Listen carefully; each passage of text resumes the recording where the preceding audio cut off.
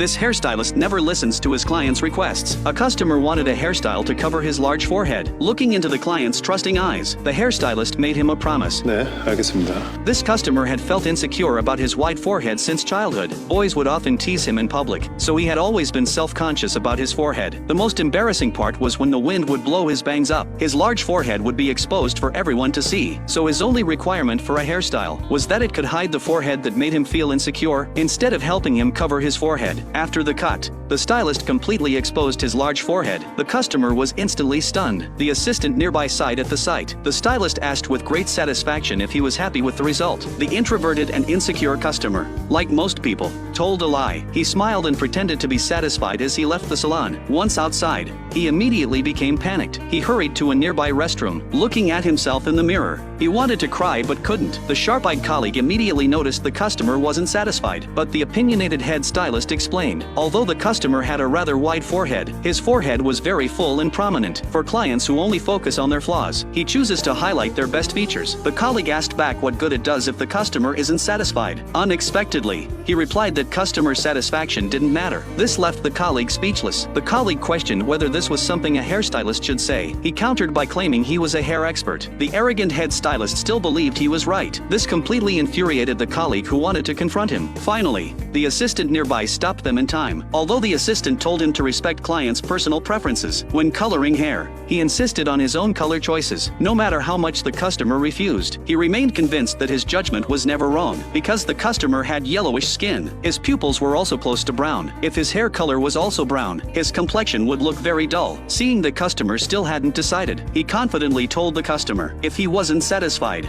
they could change it back to the original color. Only then did the customer reluctantly agree. After the hair was dyed, his complexion indeed looked much better. People passing by also complimented how the color suited him. The customer also gave a thumbs up and praised his eye for color. But when the customer left the salon, he came to a mirror and carefully examined his hair color. He seemed not entirely satisfied with it himself. The next day he returned to the salon, requesting to dye it back to the original brown. 마음에 안 드세요? 마음에 안 들면 The hairstylist looked puzzled upon hearing this. He tried hard to explain to the customer that compared to brown, the reddish-brown color suited his skin tone better. A nearby customer agreed the reddish-brown looked better, but no matter how everyone tried to persuade him, the customer still insisted on changing back to the previous brown. The hairstylist felt helpless. He thought his friends must have said something that made him want to change back to brown. The customer quickly explained that his friends all said it suited him well, although everyone else said it looked great. Every time he looked in the mirror, because of his red colorblindness, he could only see black. After learning the truth, the hairstylist said nothing more. He dyed it back to the original color. This made him realize his mistake. Not everyone cares about what others think.